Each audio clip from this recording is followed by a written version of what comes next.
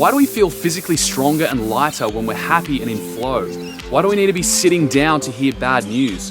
Why do we unconsciously sabotage ourselves from doing things we think we want to do? Kinesiology comes from the Greek word kinesis, which means movement. It's a healing method allowing the healer to tap into your subconscious mind through your muscles and find anything blocking you from mental, emotional, and physical health. The natural state of your body is balance, harmony, and flow, but through stress, trauma, and pollution, the energy flow in our bodies becomes blocked, leading to illness and emotional problems like anxiety and depression. Imagine your subconscious mind as a giant hard drive which stores all of the experiences you've ever had, feelings you've ever felt, and thoughts you've ever cake. It holds all of your belief systems and information about your physical, emotional, and spiritual being.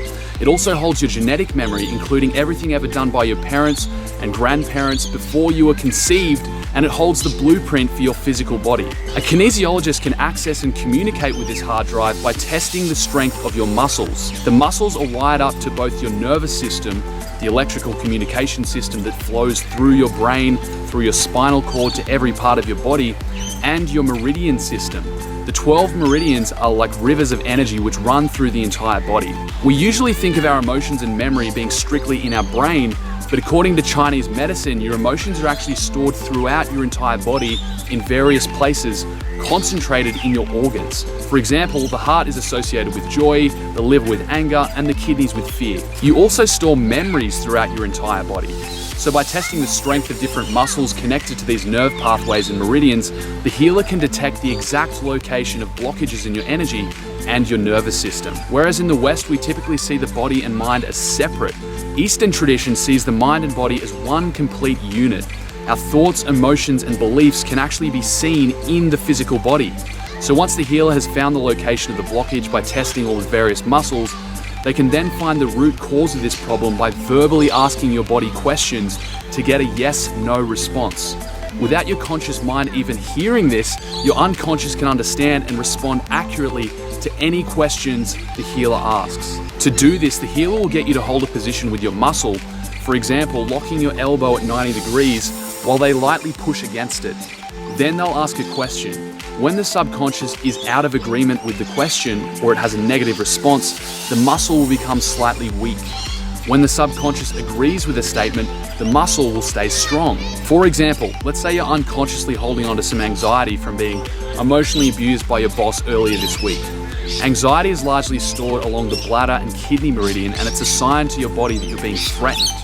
The body becomes fixated on this area of stress and blocks energy from flowing to the other organs and muscles along that meridian. So by detecting weakness in the anterior tibialis muscle that enables you to flex your foot, the healer can see that there's a blockage in the kidney or bladder.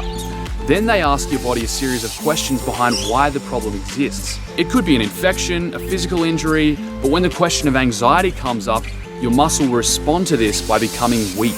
The healer then continues asking your subconscious a series of questions about what's needed to restore balance. In the case of anxiety, it may simply need to be brought to your conscious awareness so you can process it and let it go. This is where the counseling aspect of kinesiology comes in.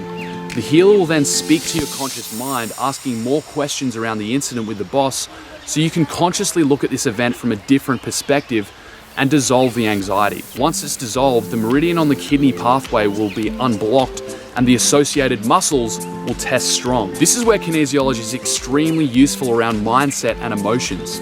By having us think about a belief or goal while the healer tests our muscles, they can detect whether this goal or belief is true for our subconscious or not. If the desired goal is not in alignment with our subconscious, for example, we want to become a millionaire in the next year and our muscle tests weak, this may indicate a limiting belief that we aren't aware of around this goal. By continuing to ask questions, the healer can discover what this limiting belief is and where it came from so we can dissolve it and be free to pursue this goal if it's still what we truly want. We might focus our mind on the romantic relationship we're currently in and ask whether it's right for us.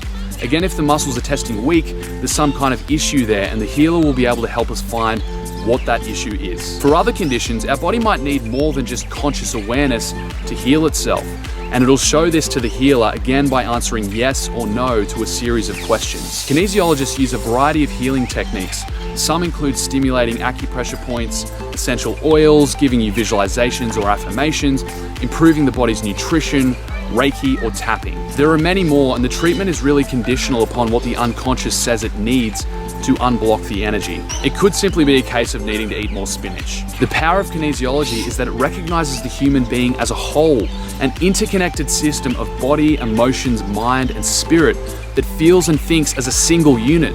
That back pain you have isn't always because of poor squat technique, and feeling anxious might be something you've dealt with in your conscious mind but you haven't worked through in your body. When we start to see our body for the deeply intelligent, conscious, self-healing organism that it is, we can stop trying to mechanically force it to work for us and start to flow with its natural rhythm.